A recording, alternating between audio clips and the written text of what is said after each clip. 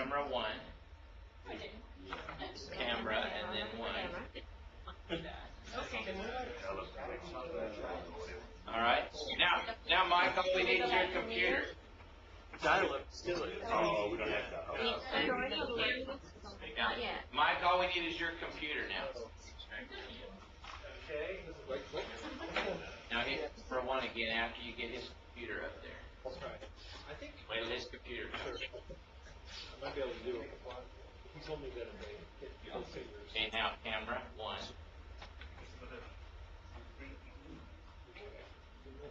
Oh, you're still on the far camera. Move it to the near camera. Now, camera 1. There we go. Now you're up and running. So you've got me, I've got you and your computer. Okay, great. And your break is at 2:15 your time, right? 2:15 our time, yes, sir. All right, 3:15 our time. Thank you very much. Yes, sir. Well, welcome back to Ministry Technologies.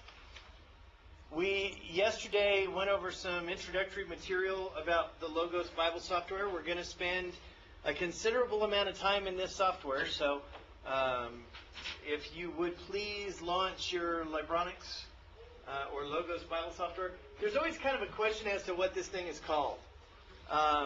It's the Libronics Digital Library System. It's the Logos Bible software that uses the Libronics Digital Library System. So half the time I call it Logos, half the time I call it Libronics. Just start your software, and you can determine what you want to call it. I think the most technically correct terminology is that it is the Logos Bible software, or Logos, depending on how you wish to pronounce the Greek.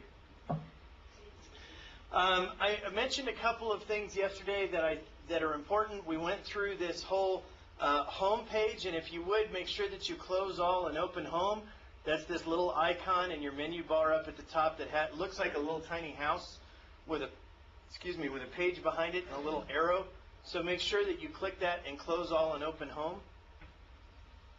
The other thing you'll notice is if you hover over these commands, a lot of them will tell you what the keyboard shortcut is. For example, on the Windows platform, it's Alt-Control-Home will do the same thing as this icon does. So if you can, get in the habit of learning at least some of the basic keyboard shortcuts. It will really speed up your time. For example, even just cut and paste. I work with a few gentlemen upstairs, and I'll watch them select something and then go up to the menu and do pull down copy, and then go somewhere and go up to the menu and pull down paste. If you just do Control C for copy and Control V for paste, it's a little quicker. So if you can start to get in the habit of learning some keyboard shortcuts, they'll speed you up quite a bit. They'll save you a little bit of time. We covered pretty much the entire study passage. We went through Bible only and Bible commentary. We went through the passage guide, and we were getting ready to start the exegetical guide. But before we do that, there are a couple of things that I didn't mention that I want to mention, and there's a couple of tools. Because we were playing with John 3:16, there are a couple of tools and reports in the passage guide that don't function because, for example, biblical people, there were no names in John 3:16, so you didn't get anything. So I want to go back for just a second and show you a neat little trick. We talked about when you type in a passage, for example, John 3:16, that you get this pericope list, this drop-down list of all of these different pericopes that are trying to match what you're typing in. Since you have pericope lists, one of the really cool things that you can do is you can actually type in words from those pericope lists to find passages. For example, if you want to find the section on Noah building the ark, but you don't remember where it is, just type in Noah and ark, and you'll notice that you start to get some interesting things. Now, none of these are Noah and the ark, but what about Noah and flood? Noah and the flood, Genesis 6:9 through 7:4. or 724. So if you click on that and you enter that as your pericope and hit go, guess what? Your Bible's going to open right to that section of Genesis. So using those pericope titles, and again, they're just the subheadings out of the different translations of the Bible, you can actually find passages that you don't necessarily know exactly where they reside. Does that make sense? So if you want to find the parable of the virgins, for example, you should be able to type in parable of the virgins, and it's going to help get you to that section. All right? Now, I'm going to change this because it's actually running a report on Genesis 6:9 through 7:24. Just run a passage guide on Genesis 6, verse 9. Not the whole pericope, but just that verse. And let it run for a second. I want to show you this biblical people report. Biblical people is really very cool. Especially if you're like me, I struggle with some of the Old Testament connections, how the names all fit together sometimes. And when you run Genesis 6:9, you'll notice that you've got your commentary section that we talked about before. Right under that is the cross sections. And all I'm doing is clicking on the little plus and minus next to those titles to collapse them. But you'll notice that now in biblical people, I have a chart. And Noah is in the center. And I've got his sons, Shem, Ham, and Japheth. And then I have Canaan and Lamech. If you click on any one of those nodes, you will generate this family tree for that particular person. So I clicked on Shem, and you'll notice now I have Shem's entire family tree. Noah was his father. Look at all the sons that he had. Aram, Ashur, Elam, Lud, Meshech, and so on. You have sons of Aram. When you click on Uz, for example, it's going to regenerate this report for that particular person. This is really cool. All we did was type in a passage in a passage guide, but we can get to all of this information about these various folks. So that can be really powerful and can really help you. In this report, one of the things that I want you to notice is across the top, it has verses where these names occur, where these people are listed, and then it also may have other names, names that they're known for, or other names that are related to this particular person. But then along the left-hand side, it'll have related people. For example, this report is on Aram, but it shows me that his father was Shem, and where I can find out those passages that tell that Shem is his father, and Gether is his son, and Genesis 10:23 will indicate to me that Gether is actually the son of Aram, and so on. So you can follow the family trees of people going all the way through. Now, theoretically, and I don't imagine it's theoretical, but the only reason I say that is because I have not done it. If you start with the genealogy in Matthew chapter 1, you should be able to start with the first name and work your way all the way through. Each generation going all the way through and see some of them. If you want to just look for a particular person while this report is up, just select the name that's at the top in the entry box. Type in David.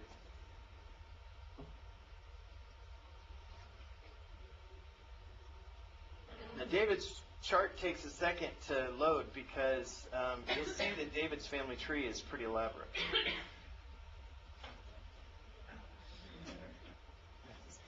Denny back there saying, I'm done. Yeah. But look at this family tree. Look at how detailed it is. You can print these out. You can copy and paste them into a PowerPoint if you want to. You lose the hyperlinks. But all of this information about David, and all I did was run a biblical people report and type in the name David. And it's all there for you to find.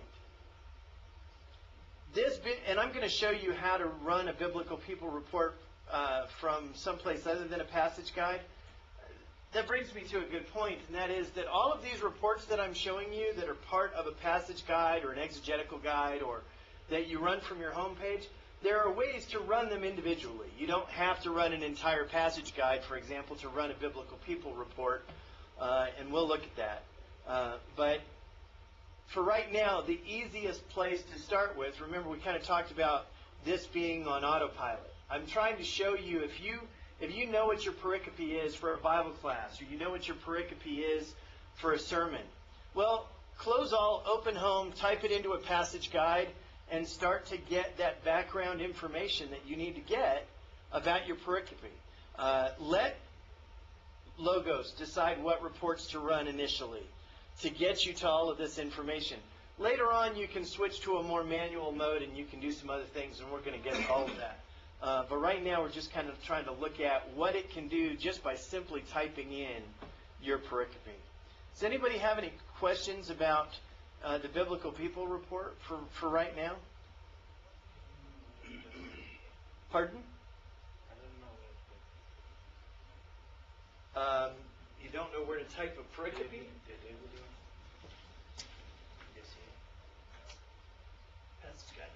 You need to expand Biblical People, and just scroll down. Click on one of these people. That's going to open the whole report. Now, if you would just type David where it says Ham, it will change to David and so on. Questions about biblical people? For those of you that want to do profiles and biblical character studies, this is an awesome tool to get you started. You've got a lot of information that you can get to right here. Their history, a number of places where their names are mentioned, and you can follow all of that through. Does it make sense? Yes? Can you change you say I just want to see David's wives? No. You can't do that? Not at this point. No, it's showing you the whole tree, and I don't know of any way to filter it down. Now, you'll notice that it's all color-coded and it's all labeled. So if you needed to find his wives, it's all right here. You've got Abigail, Ahinoam, Bathsheba. And excuse my butchering of the Hebrew, Denny. So that's it. He had 3 wives, apparently. I don't find a 4th. So all that information is in here. You just have to dissect it from the chart. Questions, comments about that? Okay. Close all and open home again.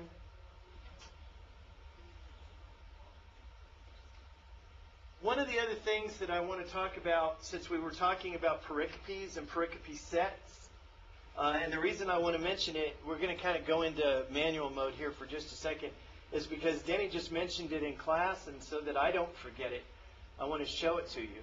There is a way to compare the pericope sets from one version of your Bible to another. Now, again, pericope titles are just those section headings that say, this particular translation chose that these 10 verses were part of this pericope. Another translation may have it part of a larger pericope or a smaller pericope, and we just need to kind of play with it from there. Go under Tools, Bible Comparison, and then Compare Pericopes. So Tools at the top, then scroll down to Bible Comparison, and Compare Pericopes. It keeps making an interesting noise behind me. I've just got Genesis 1:1, and I'm just going to click OK and let this generate.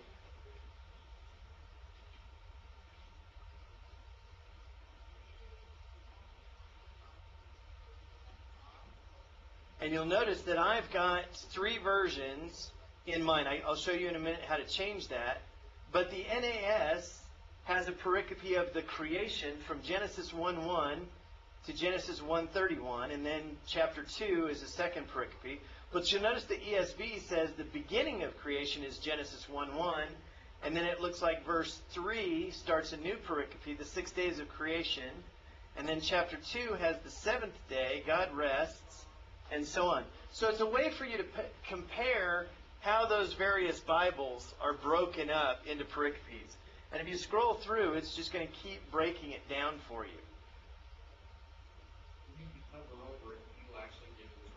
Right. When you leave your cursor in that particular area near the title, it'll give you just that pericope in a window.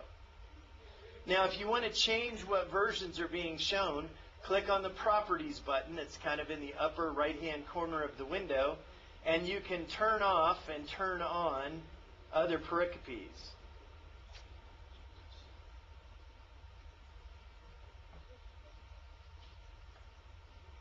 And let it regenerate.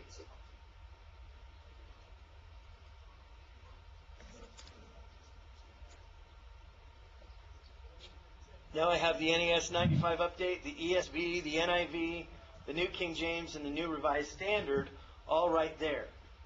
And as I scroll through, you'll be able to notice if there are any really significant differences in the way things are broken out. Some of them you'll notice are almost identical in sections. But as you get to some places, here's an example. In Genesis 26, the NAS breaks the chapter down into 3 major pericopes, whereas most everybody else only breaks it down into 1 or 2. So you can just see how the various translations have broken out the pericopes. It's a great way to decide whether you're violating a pericope boundary or not, or at least give you some input as to when you're choosing a pericope, are you finding the beginning and end of the particular pericope?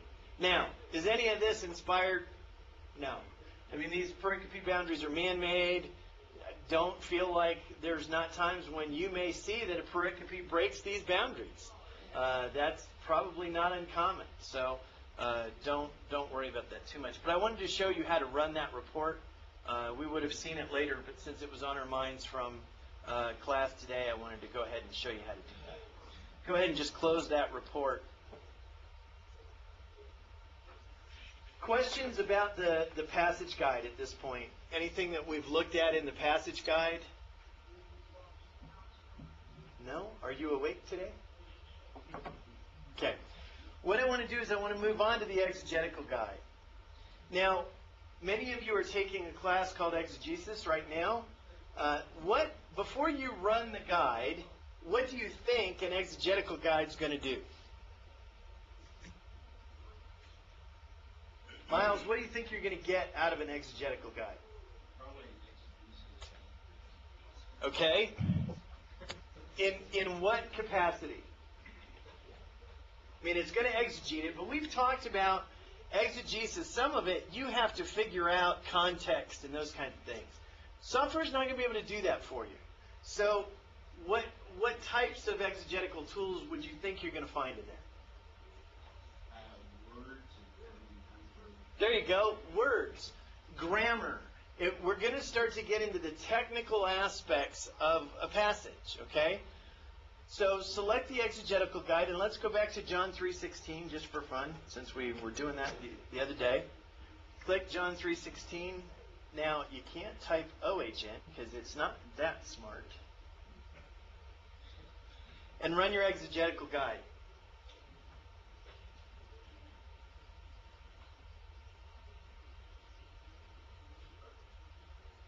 I've tried to make my fonts a little bit bigger so that you can maybe see it a little bit better. I realize that it's not always sharp on the screen. Part of that is because we're recording, but we're working on that. But I think you can at least follow along. I think you can see my cursor a little bit better from the back than you could the other day. So kind of look up to see where I am, but then look at your screen and make the comparison. When you run the exegetical guide, the first thing that it does is it shows you your passage and it highlights certain words. Now, you may have more words highlighted than I do. That's okay. I'm going to show you how to control which words are part of this report as we go on. But you'll notice that my Greek text is set to the Nestle-Aland 27th edition. All right? Yours may be different, but it should be a Greek text. The reason is because you are now trying to do exegetical work, right? So it's showing you what the original language tools are. We didn't go to the Did anybody else get the NAS on an exegetical guide? Okay.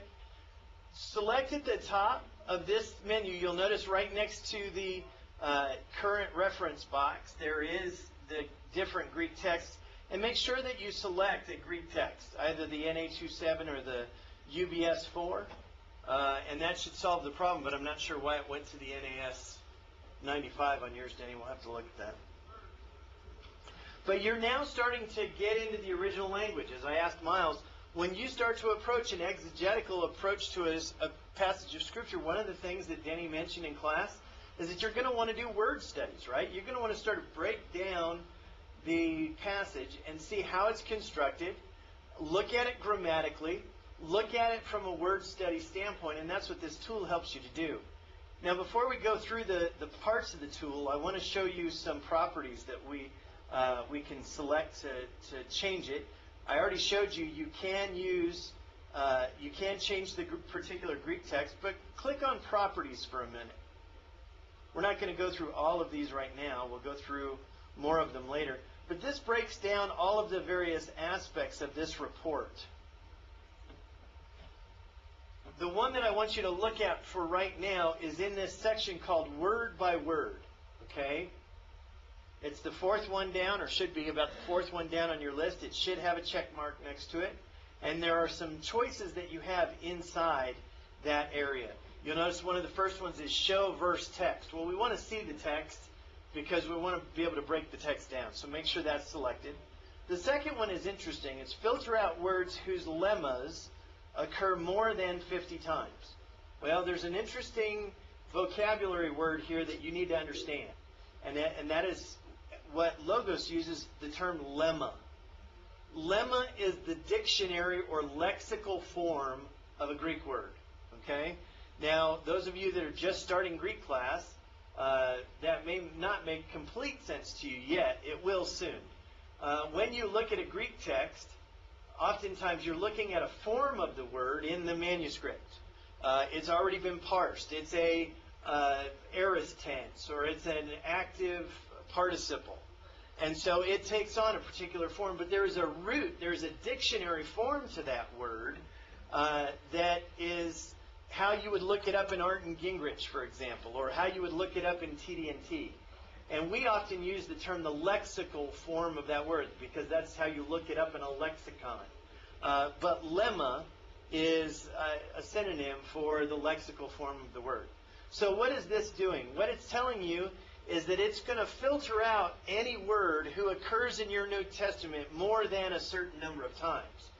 The idea here is that if you get used to the word agapao, for example, you've done word studies on love, you're very familiar with the word agapao, and it occurs a significant number of times in your text, you can turn that off. If the word the appears 8,000 times in your New Testament, well, do you really want a broken out, detailed word study of the article the? Well, no. I mean, that's just taking up time in your report that you don't really need. So you can set this to a number that if a word occurs more than that number of times, it's not going to show up in your report. A lot of times you're going to set this number initially pretty high to filter out the, of, those kinds of words. Truthfully, I just turned mine off, and I'll show you why in just a second. But as your Greek vocabulary becomes better and better, you can reduce that number and get to those words that occur less frequently in the New Testament. Does that make sense? Everybody understand what that filter does? Okay. The next section is why I don't bother to use that as much, and that is it says include only these parts of speech. You can have it only give you verbs, or only give you nouns, or adjectives, or pronouns, or conjunctions. Now I have mine set to show me the verbs, show me the nouns, and show me the adjectives. Pronouns and conjunctions I'm not all that concerned about right now. So that's why only certain words are being highlighted in my Greek text, is it's only showing me verbs, nouns, and adjectives. You can turn all of those off or on how you would like, but I wanted to show you why yours may be highlighting more words or less words than mine is. Does that make sense? Okay. go ahead and say okay. We're not going to look at the rest of these preferences for right now. We'll do that when we look at this report in more detail later. Now, how many of you can read this Greek sentence in John 3:16? There's like 5 of you, okay? The rest of us are kind of stuck, aren't we? I mean, you got a bunch of Greek words. Half of you probably don't even know how to pronounce the letters, let alone, the one that looks like a P is actually an R and all that kind of stuff. Go up to the top, and I want you to select in your list, instead of your Greek text, I want you to select the ESV New Testament Reverse Interlinear. We're going to do a lot of talking about the ESV Reverse Interlinear, and I'll try to explain why as we go along. It's not so much that I like the ESV translation, although with the exception of a couple of spots that I think it's done a horrible job, it's a pretty good translation overall. But what they've done is they have packaged this version to contain both the English and the Greek in such a way that you'll see that since I regenerated the report, now my John 3:16 is in English. I can read it, right? Now that's okay, because I want to be able to read the English, but I wanted to do exegetical work in John 3:16. I want to know what the Greek words are. I don't want to know what the English words are. Well, as we scroll down this report, you're going to see that you still have all of the Greek words in your individual word studies. So we'll look at that. But leave this on the ESV Reverse Interlinear for right now. Did anybody have a hard time finding the ESV Reverse Interlinear? Okay. If you're a Greek scholar, as I've been told I'm not, so I have to use these tools that help me. You can stay with the Greek text, that's fine.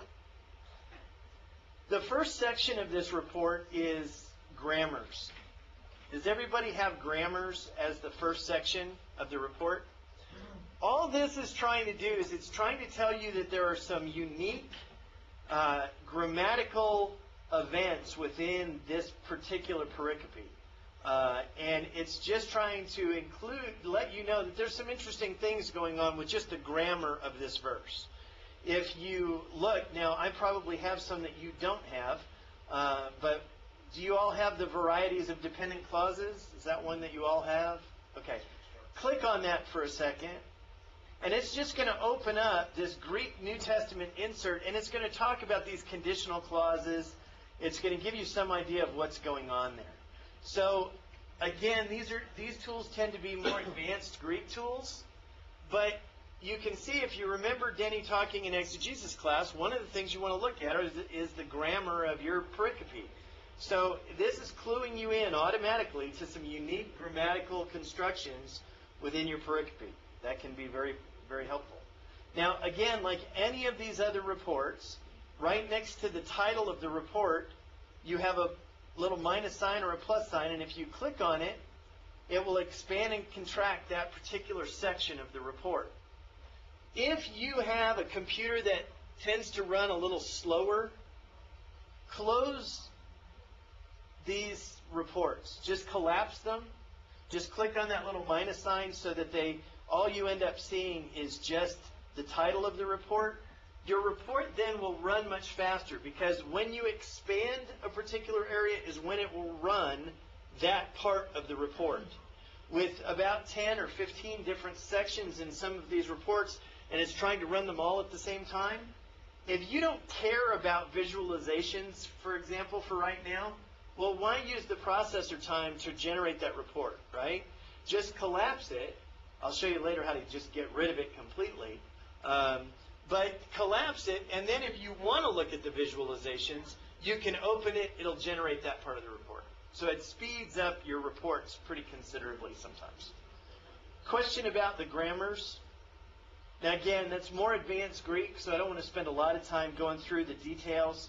But, for example, the last one that I have talks about the infinitive without the article. Well, if you don't understand what infinitives are and you don't understand what a definite article is yet, this report's not going to help you a whole lot, okay?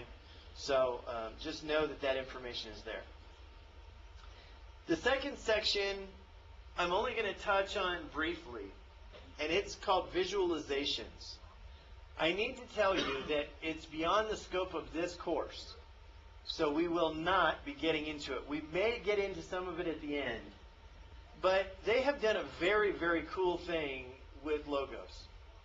You now have syntactical databases and syntactically clause-boundaried, delineated New Testaments. What that means is that rather than just have it be verbs and nouns and adjectives, they are parts of speech. You can search for the subject of a clause where the verb is love, for example. Who in the New Testament loves the way God does? And so through this opentext.org syntactically analyzed Greek New Testament, we now have the capability to search beyond the morphology of a word, and morphology we'll get to, but into how the word actually functions within a clause or a sentence or a verse. Folks, I'm telling you that this is going to be a very, very powerful tool. It's complicated. It's complicated because you're starting to deal with some different dynamics and some different thought processes. But it's very, very cool, the kinds of reports and the kinds of searches you can do, because you're no longer saying, show me all the nominative nouns. Now, typically, in Greek, nominative nouns are subjects, but they're not always the subject of a sentence.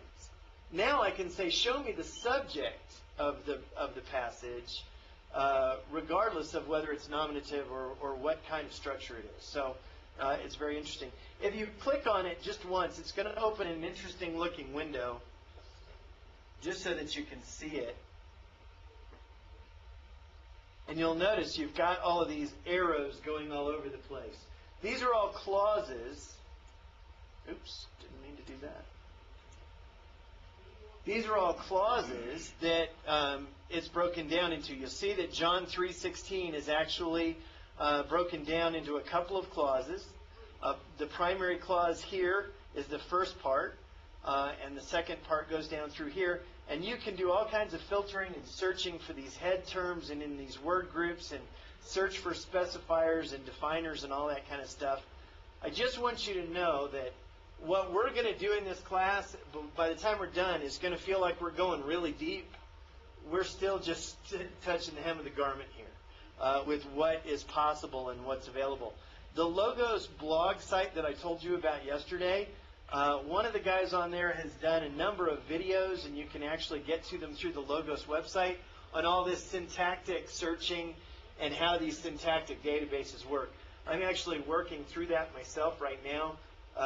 It's the kind of thing where I have to watch a video 2 or 3 times to really grasp what he's doing and why he's doing it.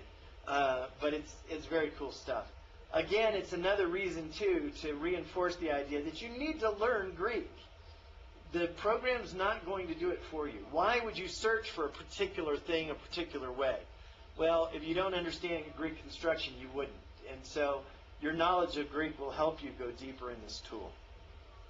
So that's enough for visualizations. We're going to see that pop up in a couple of other reports. It's not called visualizations, but it's still dealing with the Greek, the syntactic databases, and we'll deal with that. The next section is called apparatus. What is a critical apparatus? Who can tell me what the apparatus is? Mike, do you know?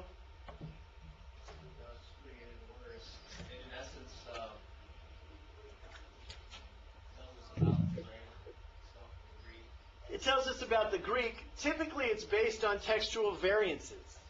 There are a number of words and passages throughout our New Testament that have varying degrees of certainty as to whether they're part of the original manuscript. You remember Denny has talked about it in exegesis.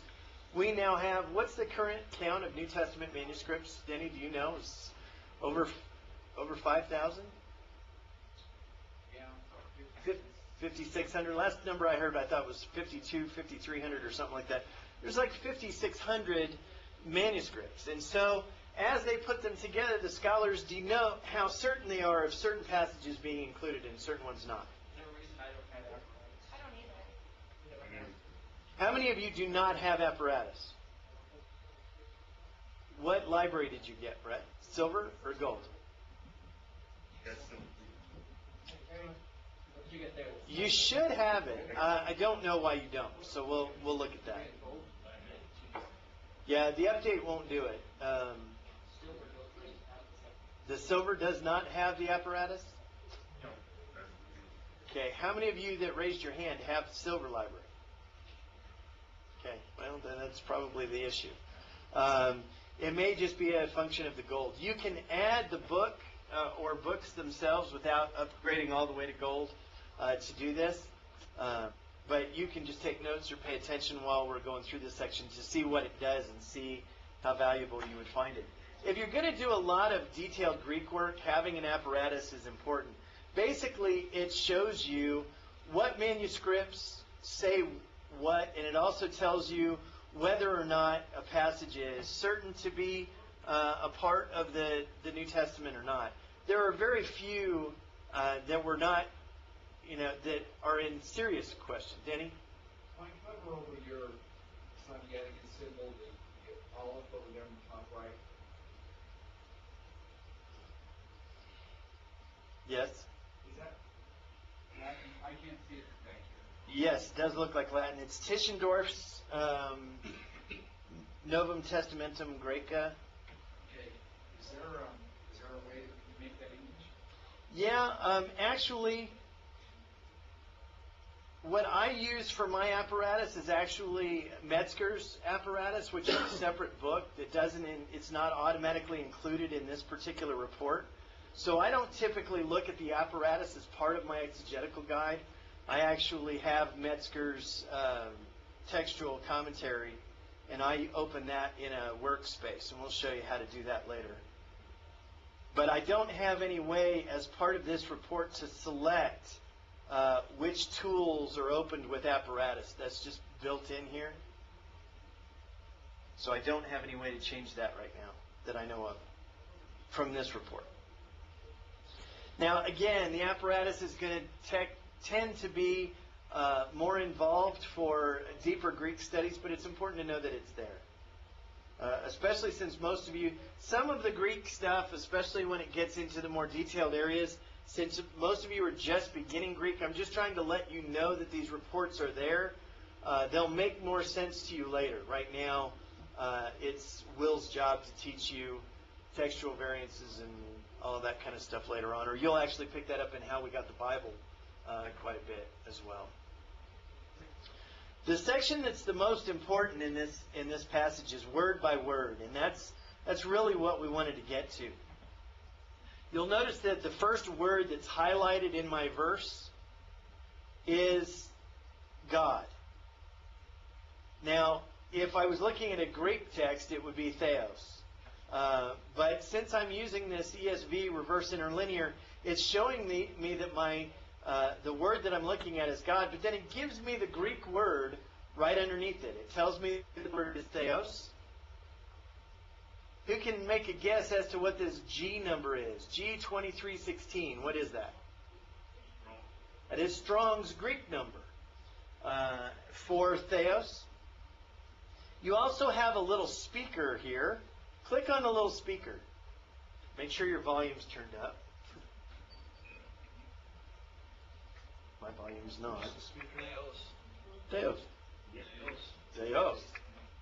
Where is the speaker? The little speaker right next to the word. Look on my screen. See right here? Okay. Just click on it. You're going to regret that. I know.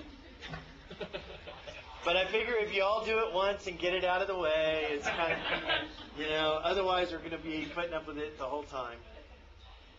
It's kind of like when I took Greek, the first day of Greek class, Ken Doughty said, okay, everybody say, it's all Greek to me. And we all said, it's all Greek to me. And he said, okay, that's the last time I want to hear it throughout the course. So we've all played with the little pronounce button.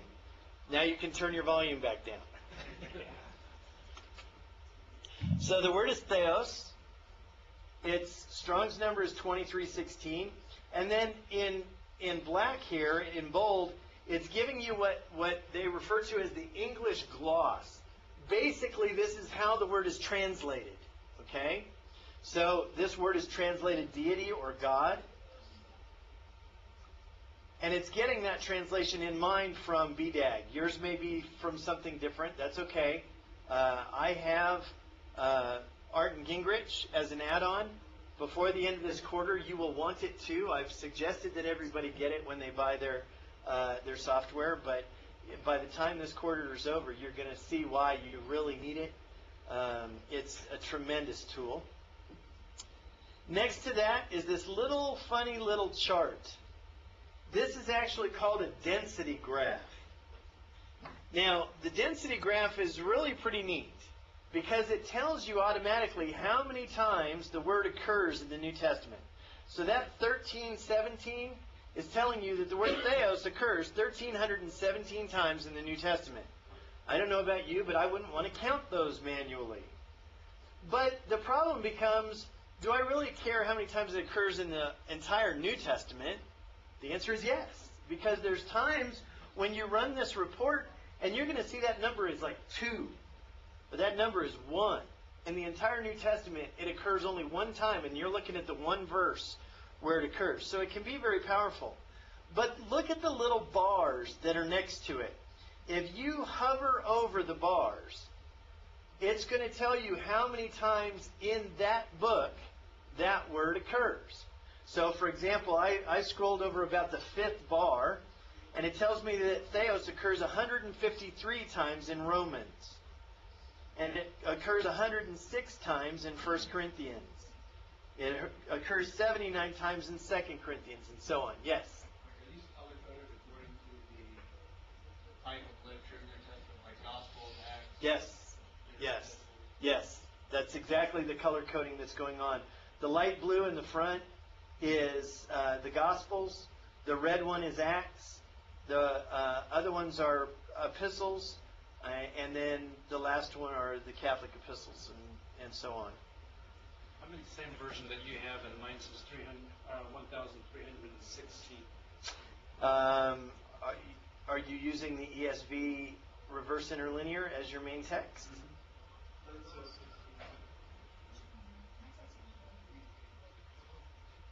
Does yours say 16 too? 317. I'll have to look at why this would be different. Well, because they have God.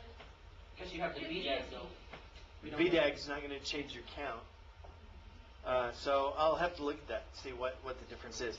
Now, that brings up a good point, and that's not the reason we're having a difference here, but I do want to talk about this for just briefly. We'll get into it more when we get into manual mode. How do word counts work? Every now and then you'll hear a preacher say, this word occurs 17 times in the New Testament. Well, from what? From the NIV?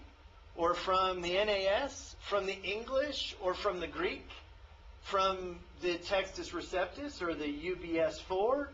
You really have to, when you start talking about word counts, you really have to be more specific, and Logos is definitely going to be more specific. What are you looking at? Right now, we're looking at the ESV reverse interlinear. So the word counts are based on the Greek text that's involved with the ESV reverse interlinear, which is the NA27 or the UBS 4. Okay? So when you start talking about word counts, you need to start asking yourself more questions. Am I just searching for the word love in the English and it occurs X number of times in the Gospel of John, or have I really looked at what the Greek word is for love and it occurs that many times? Do you follow the difference? And we're going to get into all of that, because once we start breaking down the text, you really have to ask yourself a number of questions. One of the things that occurs very often is that you have one English word that's translated by multiple Greek words. Does that make sense? For example, in John chapter 20, the dialogue with Peter and Jesus. Peter, do you love me? Lord, you know that I love you.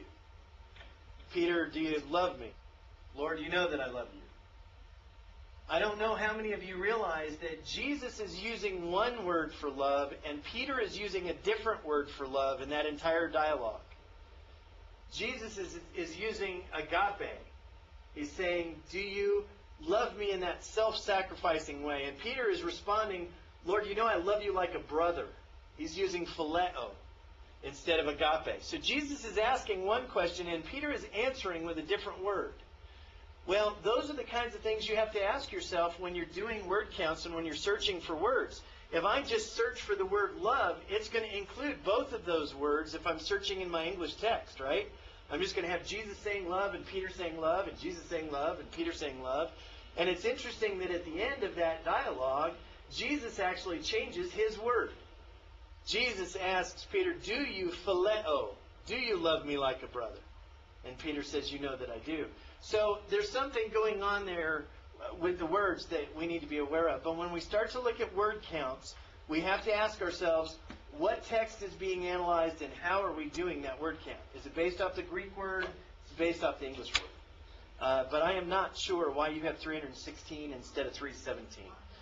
So we'll need to look at that. You'll also notice that my tallest bar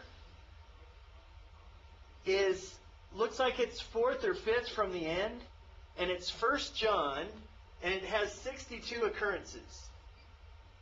Now, wait a second. Earlier, when I looked at Romans, for example, Romans has 153 occurrences, but the bar isn't as long as the one for 1 John. Why is that? You can give me an idea of what's going on there. Well, it's not just color-coded, but... Right. So you have more occurrences in fewer verses, is what that's trying to tell you. It's a proportional bar. Romans has so many more verses, but even though it has more occurrences, the occurrences don't occur as frequently as they do in 1 John. Does that make sense? So the reason those bars are different lengths is trying to clue you in on the density of occurrences. That's why it's called a density graph. Now, I have a trouble with this little tiny graph. I mean, it's kind of hard to hover over the right thing. And, I mean, it's neat information, and you can get to it. You get used to it pretty fast. But double-click on it for a second, or single-click on it, I guess. You can just single-click on it. Just click once. On any one. It doesn't matter. Just click on the 316 or 317 or somewhere in that graph.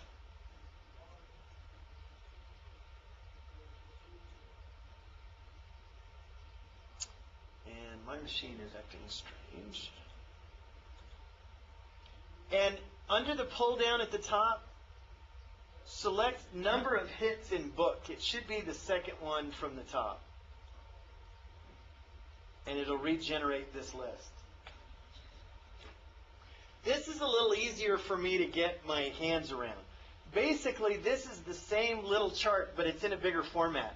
It's vertical, it's not color-coded, but it's basically the same information. But now I'm just looking at the number of occurrences. It's not trying to do it proportionally.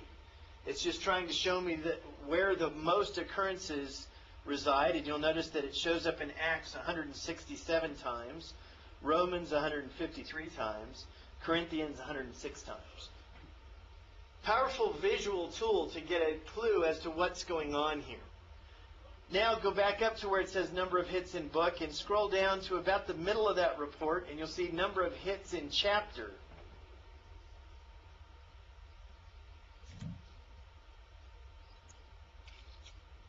And it'll take a little longer to run the report. Some of you are done. And now it breaks down every occurrence of the word by chapter. So as you scan through here, you start to notice, okay, here's one. 21 times in Romans 1, the word theos occurs. 21 times in 1 Corinthians 1, theos occurs. See, oh, there's a big one. 29 times in 1 John 4. Do you see how using this tool you can start to see where this word is used the most? Now, theos is a pretty common word. 1,300 occurrences. It's not unusual for a lot of these bars to look similar. But when we look at some of these other words in this report, you're going to see that these charts start to get to be pretty dramatic. You start to really be able to notice a density of uses in a particular section of the New Testament. And if you're going to study the word agapao, go ahead and close this report for just a second. And leave your exegetical guide open, but just close that chart report. Go down, your next word in the list is agapao. It's loved, cherish. 143 times in the New Testament. How many does yours say, Terry? 43. Okay. Click on that to open that Graph Bible Search Results report again. And scroll through here for a second. Does anything stick out to you? 1 John what? 4. Do you see how visually that pops off the page at you? Now, why is it showing up so much in 1 John 4? Well, if you go to 1 John 4, or you look at your text in 1 John 4, look at how peppered it is with the word love. I mean, 15 times, and I think there's 23 or 24 verses in 1 John 4. So almost every verse has an occurrence of the word love. If you're going to study agapao as a concept, where are you going to start? Probably 1 John 4. Now, how did you know that before you ran this report? You really didn't. Do you see how this can help channel your study into a particular area of Scripture? Now, after 1 John 4, where would you go? Probably John 14, right? It occurs 10 times in John 14. So you start to see patterns. 7 times in Ephesians 5. This is an interesting thing that I find interesting. Look at the occurrences in Ephesians. Ephesians 1, 1 time. Ephesians 2, 1 time. Ephesians 5, 7 times. Ephesians 6, 1 time. So out of 11 occurrences in Ephesians, 7 of them occur in chapter 5. Again, it helps you focus your study time to say, if I'm looking at this word, that's where I'm going to start. There are a number of other reports, ways to focus this graph. You have number of verses with hits in a book, number of verses with hits in a book versus the number of verses in the book, and so on. Number of hits in a book per 1,000 words in a book. These are all proportional reports to try to help you see, based on the size of the book, where the most occurrences appear. Change the properties on this, because mine's showing every chapter of the Bible, so I've got a lot of zeros instead of years. Actually, you cannot, and that is a bug. You need to call tech support at Logos. This was happening to some folks. Have you updated? You've run the update? For some reason, every now and then, that's what it was doing. It's just running for every chapter in the New Testament. It's not filtering out where the uses occur. It's just doing every chapter. It hasn't ever done that for me, so I haven't had the problem. But I've had 2 students that called tech support. They fixed it right away. So, which brings me to another point. I'm not going to be able to fix every problem. Some things I may be able to tell you how to fix. Logos tech support is awesome. The people there really do a good job overall. I mean, it's like any company. As they get bigger, every now and then you may hit somebody that's just not in the mood to help you. But I have not had that experience with Logos. They are usually very willing to help. And usually they can walk you through it on the phone and get you resolved and back going in just a few minutes. So get familiar with their phone number because oftentimes that's going to be your best result, is to give them a call and say, hey, I have this occurring. I don't understand why, and they'll be able to fix it for you. Sorry if that seems kind of like a cop-out, but I don't know why that particular event happens. You can change colors, are really the only properties that you can change within these reports. I tend to just leave it the way it was with the default, but you can change it to black and white or bright colors or that kind of stuff, and it moves along. Now, one of the cool things that you can do with this, one of the buttons that you have at the top, you should have a few. You should have size. You should have hide 0 items. Click on, that's new. Click on hide 0 items. Do you see it in the top of your menu? Expand your window maybe a little bit. You should have 4 icons in the upper right-hand corner. The center one is a circle with a 0 in it. Click on Hide 0 Items. It should take all your 0 chapter hits away. There you go. Tech support. I'll send you a bill. I can fix every problem. The last one in that chain, not the question mark. Everybody knows that little question mark box is kind of the universal symbol for help. Okay? So if you want to use their help system, you're not going to talk to somebody, but go through help questions or stuff. That's what that little question mark is. But the one right next to it says export to Excel. Say that fast 3 times.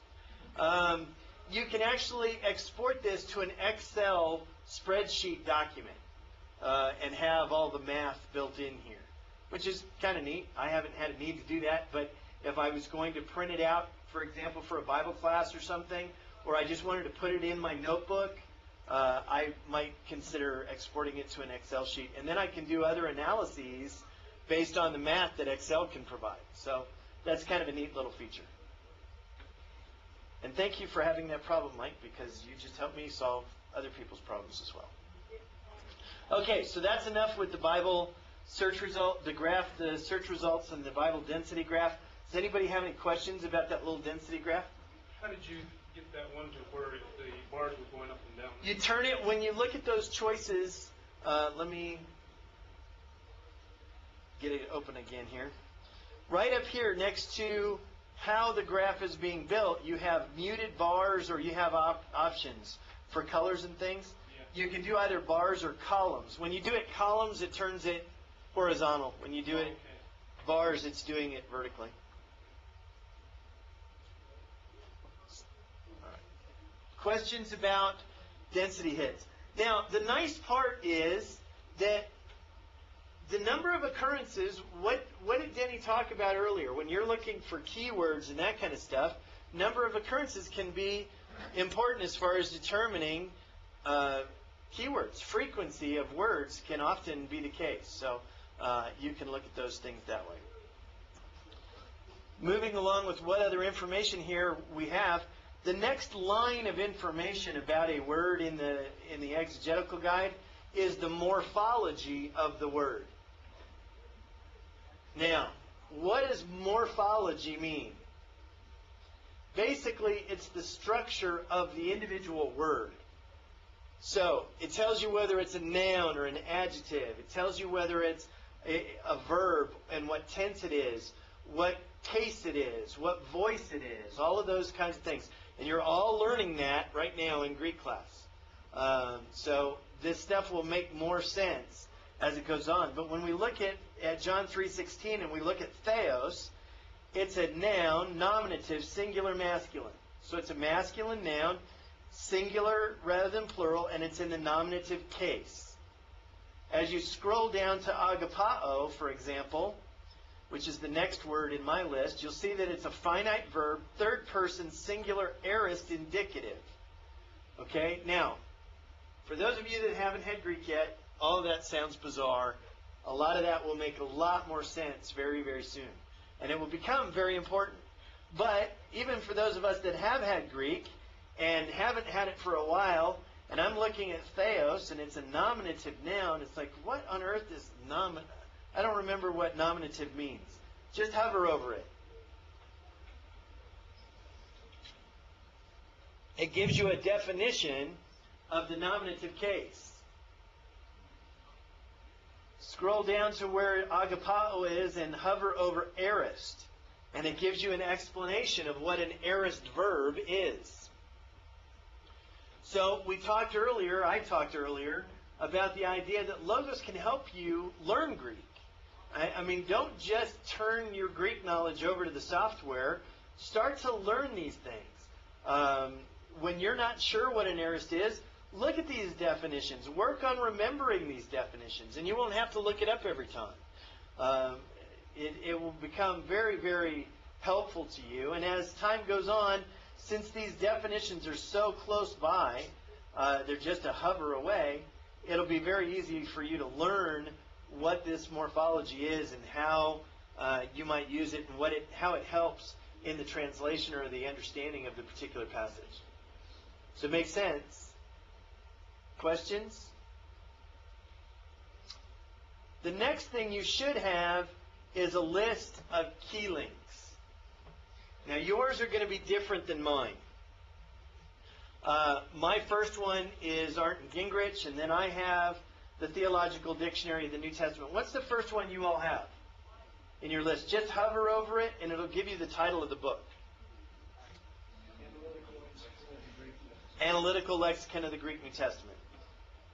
Well, that may be a good book, but do you really want that to be your first one? This is where we have to get behind the scenes a little bit. These are called key links. And you really need to understand the concept of key linking.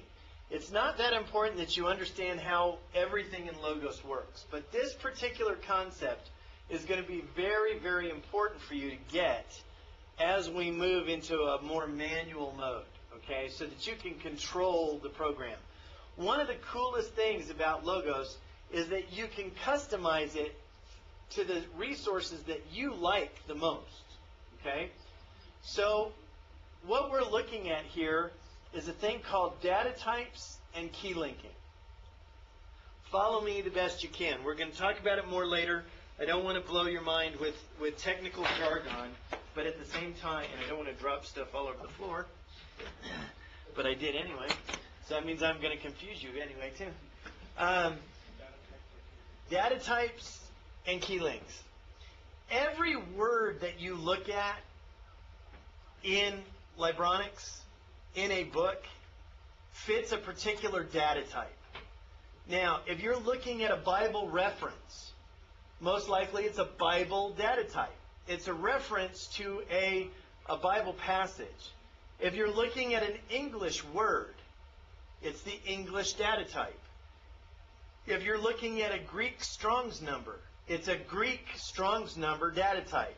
If you're looking at a Hebrew Strong's number, it's a Hebrew Strong's number data type. If you're looking at a page number, it's a page number data type.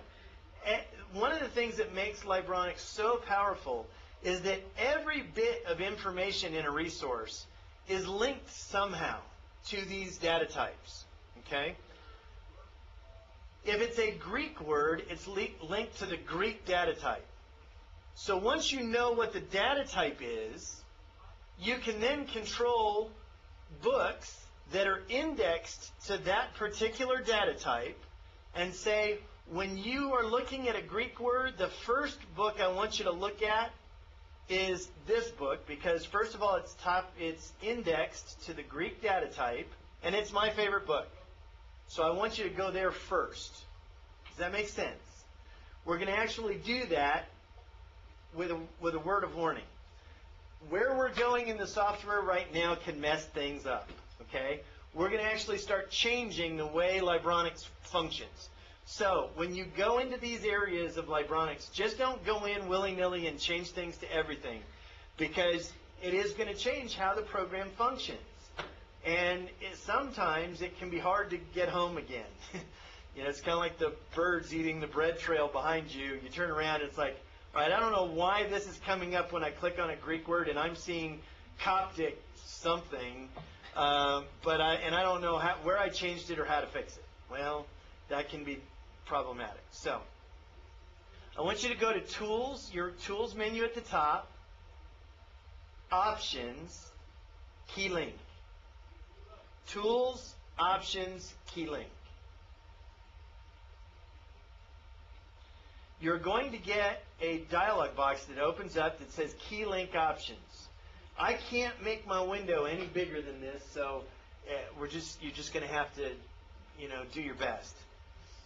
You'll notice on the left-hand column I have Key Linking and Display. For right now, I want to make sure that we're in the Key Linking section. And we have data types. Now, just click on the pull-down arrow for the data types and scroll through this list. These are all the different data types that exist in all the different resources within Libronics. There's dozens and dozens and dozens of them. Some of them I understand very well. Others I don't understand at all. But that I don't mess with those. And the rule of thumb here is if you don't know what you're changing in this menu, step away from the computer. Okay? Close the window, go back to the passage guide, and just accept what you're getting. Okay? Because again, you can mess things up. Select Greek as your data type. Scroll through this list and find where it says Greek, not Greek number, not Greek grammar, not Greek morphology or Greek Strong's number, just the word Greek. You have two windows, two small windows. The one at the top says resource or action to use first. And most likely it's empty on yours. Is that the case? Then down below, you have another window that says default order of resources and actions. And you have an entire list of books with little check marks next to them. Is that what you have? What do you know, based on what we've just talked about, what do you know about all of the books that are listed in that bottom window? They're indexed to the Greek data type. That's the reason they're showing up here. Is that if you double-click on a Greek word, you can find that Greek word in these books. Okay? Now, you don't have the same books I do, but I do know that you should have two. Everybody should have two that I want you to look for.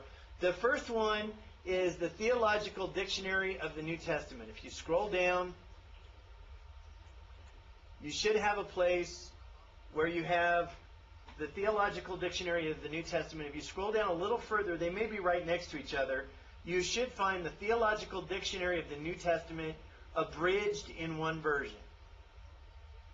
Or one volume. Does everybody have that? I want you to click on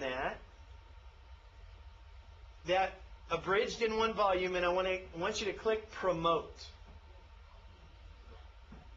What did it do? It moved it from your bottom list to your top window, right? So what you just told Libronics is now when you look at a Greek word, key link, I want you to look at the TD&T abridged in one version. What do we call TD&T abridged in one version? Little Kittle. So when I say Little Kittle, you'll know what I'm talking about. It's Little Kittle, okay?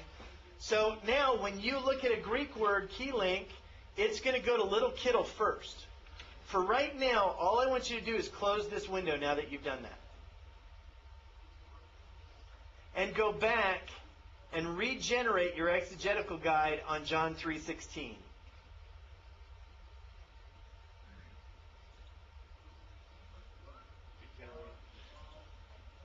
Just select John 3:16. Just hit enter again.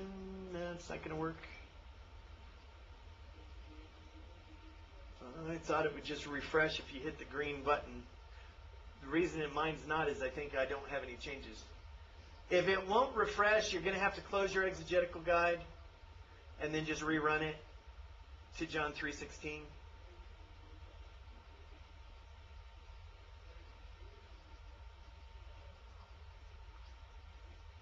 When it runs, look at Theos again. What is the first book that's listed in your list underneath Theos? It should say TDNTA, Theological Dictionary of the New Testament, abridged in one version. You just told Logos that that's my favorite book. And when I'm looking at a Greek word, the first place I want to go is TDNT, abridged in one version. Now, mine is Art and Gingrich, and that's the way I'll stay. But click on TDNTA under Theos. Just click once. It opens a window, right? You can scroll it, make the window the full size of your screen so that you can see it. This is page 322 from Little Kittle. Now, the way I know that is if you look at the top, you look at your current reference, it probably gives you a page number. If you go two little icons over to where it says active index, it looks like a little piece of paper with the corner folded down. When you click on it, you'll notice that you have two choices, page number and topics. in this case, it's set to page number, and that's why you can see the page number there.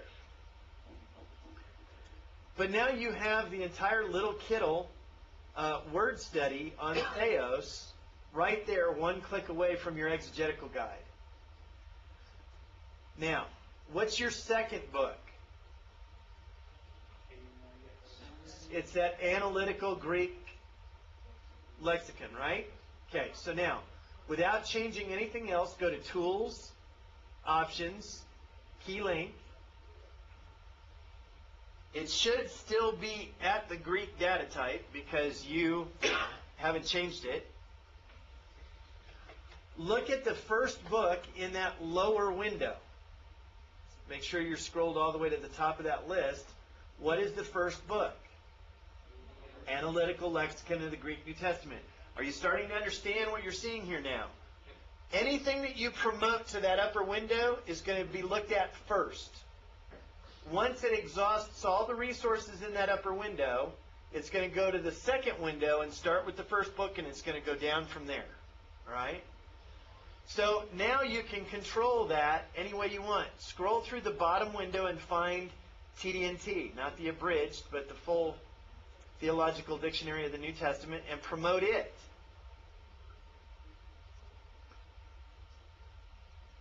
Once you have it in the upper window, when you select it, you can say up or down. You can control how all of those fit. Do you see how you can change it to be ahead of Little Kittle or behind it? You can move it up and down in that list. So what I tend to recommend is, and we're going to test your knowledge of L&R last quarter, I'm going to ask you first, go to Little Kittle. Why? Before you go to the full-blown TD&T, why would you go to Little Kittle first? It's our basic source. It's got less information than the full-blown TD&T, right? So you can get through the information faster. Go to Little Kittle first. Start to read through the word study. If you want to go deeper, then move on to full-blown TD&T. So if I were you, I would put Little Kittle as my first resource, TD&T as my second. All right? Now, did any of you buy Art & Gingrich? Promote it to first. Always, always, always make sure that it is the first one in your Greek data type key links options so that it's always at the top of your list. It really is the fastest way to get through some of these Greek studies. And most often you have links within Art & Gingrich to TD&T and everything else anyway. BDAG is the way they call it. Why does Logos call it BDAG? Bauer, good. See, you can be taught. Bauer, Danker, Art, and Gingrich is where the initials come from. Even though we call it Art and Gingrich, it was actually originally done by Bauer. So that's why that's like that. Okay, so you've promoted TD&T. Find any other one. You might have Wust's. Is that how you pronounce it, Denny? Wust's Word Studies in the Greek New Testament. Scroll through that bottom window and see if you have Wust's, which is a pretty decent little word study tool. If you can find it, promote it to the upper window. What else do I have in my window? Wust's. See, in my upper window for my Greek, those are the four that I have. Is I have Art and Gingrich, I have Little Kittle, I have full-blown TD&T, and I have Wust's. Are the four that I start with. Make sure that you have at least 3 up there. It really doesn't matter what the other one is.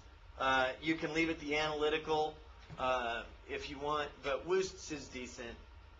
But for right now, I want you to have at least 3 sources in that upper window. I know I have BDAG and I The reason you can't find it is because it's called A Greek English Lexicon of the New Testament and Other Early Christian Literature. So, so click that and promote it, and then make sure that it's at the top. select it in that upper window and use the up and down arrow to change its order. It's called a Greek English lexicon of the New Testament and other early Christian literature. The abbreviation for it is BDAG.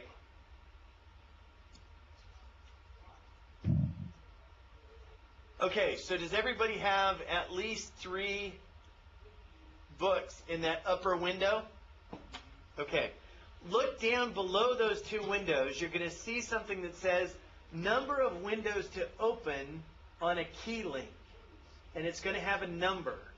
I want you to change that number to 3. Now. Yes? A step back. Mm-hmm. My argument is locked. Okay. It means that you haven't purchased it. So it doesn't come automatically with your silver library. It's something that Purchased it. well, it may be, but if so, it's not been unlocked, and so you need to call Logos and say, "Hey, I purchased it, but it's not unlocked." And they need to unlock it for you. Oh, okay. If you've actually, got the license, they can help you do that. Now, number of windows to open on a key link, 3. Brett, what is it going to do if I double click on a Greek word?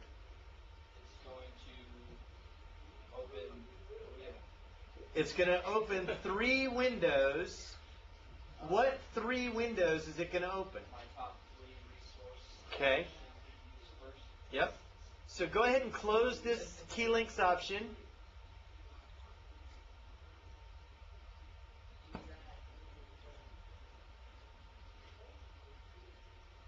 And go back to your exegetical guide. And you can't just double click because we're in an exegetical guide. It's going to want to run another report. But I want you to right mouse click on the word theos. And you'll see where it says selected text in the pull down. And the first command at the top is execute key link. So right click theos, go down to selected text theos, and then execute key link and see what happens. It should open 3 windows, each open to theos. And they should be the 3 that are at the top of your list. So little kittles should be 1, TD&T should be another, and whatever your third one is, that's up to you. Now, if you downloaded the Power Tools option the other night, you should see something like I've got here. At the bottom of this window, I have these little tabs. And when you click on them, you're actually cycling back and forth between these 3 windows. You actually have 3 different windows open. But when you put windows on top of each other that are exactly the same size, Libronics puts this line of tabs along the bottom. So it lets you flip back and forth between books real easy. Again, go back to your desktop paper model. You have Little Kittle, TD&T, and some analytical lexicon on your desk, and you're trying to compare all 3. You got to jump all over the place. Here, you just have to click on the little tabs at the bottom, and it's automatically going to cycle through to all of these. Now, who can tell me, Larry, what volume and page number? Yeah, notice how I did that? That's because he wasn't making eye contact, so I figured I'd wake him up. Have you run these key links? Do you have these windows open? Looking for a particular email. He doesn't have anything he's talking about. Doesn't have anything For my third one. Okay, well, you may have only promoted 2 books. Right. Do you have TD&T? Yes. Tell me what volume and page number the word study for Theos is in TD&T.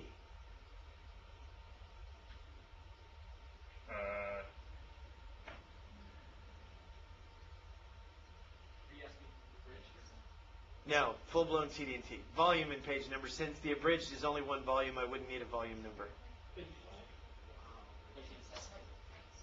Is it there?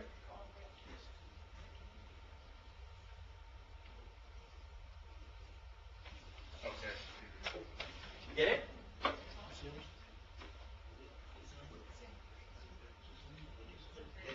This is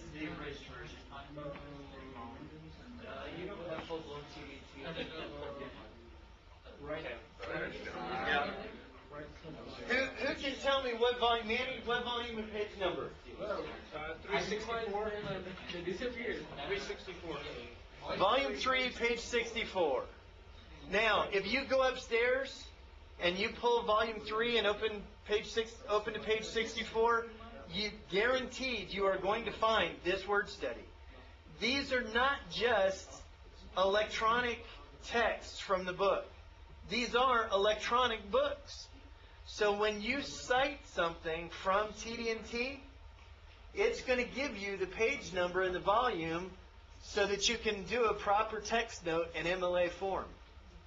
That's cool. Now you have the power of a paper library. You have the citable resources that are verifiable, all from your electronic version. Brett, were you going to start to ask a question? I don't know. I don't have page 64. It actually skips. When I push the up arrow once, it goes to 63, down it goes to 65. It's not too bad. What is your active index set to? My active index, I did everything the way that we set it. Okay, when you go two icons over from where it's giving you volume 3, page 60, whatever, It says D-Log. click on volume and page. Make sure that's there. Does it tell you then? It says the same. It says volume 3. It says volume, even before it said volume 3, page 65. But again, it skips to page 62 if I push up once and 65 if I push up. Granted, I'm just fine either way. Okay, yeah, but it should be correct. So, yeah. I'm calling and getting. Yeah. Yeah, I'm all right. What I need to make sure that you're understanding from this section is that you can control what books you look up words when you do a key link. You need to understand this concept of key linking. Key links are basically the books that are indexed by a particular data type. If I am looking at the word Ephesus in English, and I want to do studies on that word, I'm going to go in and adjust my English key links for the books that I want it to be, right? So I'm going to promote books that I want to look up English words in, not just the Webster's Dictionary, which is going to be what your first one is. So you can control what books are activated at a key link. Does that make sense? Questions, comments? Yes? Having trouble with my BDAG, maybe you can do this after class or sometime. Okay. Linking to my early church fathers. Like it would give me a problem that I hover over it. Okay. To any of them? Like it'll give me Philo and Josephus, and I can't do any of the early church. Okay. Now, I'll explain why. Is your early church fathers in Greek? See, our early church fathers are in English. It's not full-blown like Loeb, where you have the Greek morphology in your early church fathers. So it's not going to link to your resource because you don't have the Greek morphology with it. I don't either. They don't have it available yet. But I'll talk about that with you at the break. Questions about key linking. Now, the first thing I want you to do is go back and open Tools, Options, Key Link.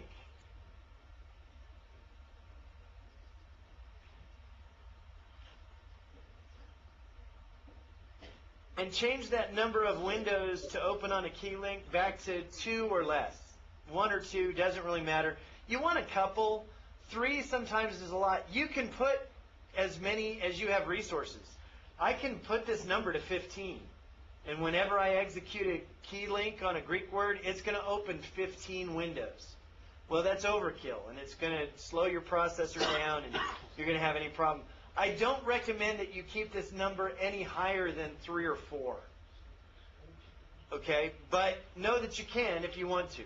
So I would change it to 3 or less, and then go ahead and close it. We have 5 minutes before the break. Now, one of the things I want to show you is, see it open these 3 windows. Look at my screen for a second. I have 3 windows. Each one is there. They're just stacked on top of one another. But I've got 3 different windows open. So when they're all stacked on top of each other, and I want to close them, I got to close each one at a time. You need to look at those tabs that are at the bottom of your screen. Because if Logos starts running really slow, all of a sudden you look down and you realize that you haven't closed a window in 45 minutes. You've been doing all kinds of stuff and running all kinds of reports and double-clicking on keywords and key links and launching stuff. And the next thing you know, you have 27 windows open, and they're all active and they're all trying to do stuff. So make sure that you're controlling your environment by keeping track of what you have open.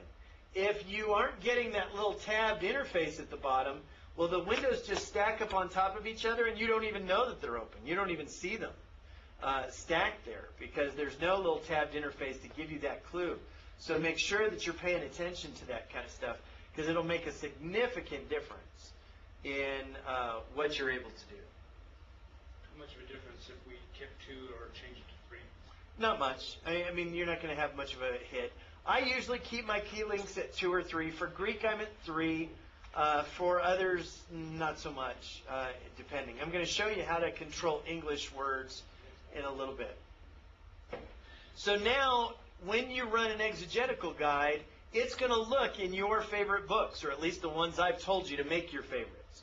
Now that you know how to do that, you can change that to anything you want. If you don't want BDAG in your list, even though you bought it, don't put it in your list. It doesn't matter to me. I think those 3 resources, and I think Denny would agree with me, that between BDAG, Little Kill, and full-blown TD&T, you're looking at some major, major study resources. I mean, they're all right there. So if you would rather look at Vines, if you have Vines in your list, put it in there and promote it. Okay? That's fine. Hey, But if Mike? you want- Yes, Is BDAG the same thing as Art and Gingrich? it is. Okay, that's what I wondered. Okay. It's the 3rd edition now. Yeah, I got it. You startled me, Dan. I didn't know you were back there. Well, I knew you were about to take a break, and you mentioned the fathers, and of course, if they have Art and Gingrich, they can get the references in the fathers out of Art and Gingrich in the entry. Right. Yes, they can. Yeah, it's powerful stuff. And we are going to go ahead and take a break. Are we going to be able to record after the break, Dan, or is this it for today? No, this nice lady is going to record after the break, Lord willing. Okay. Well, thank that nice lady for us. That's Pat. She's sitting right there. Thank you, Pat. You're welcome. Right now the camera's on you, Dan, so all I'm seeing is you. But let's go ahead and take a break, and then we will talk to Pat in 15 minutes. Okay, now let me try something. Try hitting this button here and see if it goes to pause. Yeah. Do you have a Greek lexicon? Here's the deal. Here's what you gotta understand. Just let go of it and see if it. It's not good. To far. Choose the RSS 3000. Those Greek ones are really good. You're not looking at a Greek edition. And hit that little right hand button. Sure.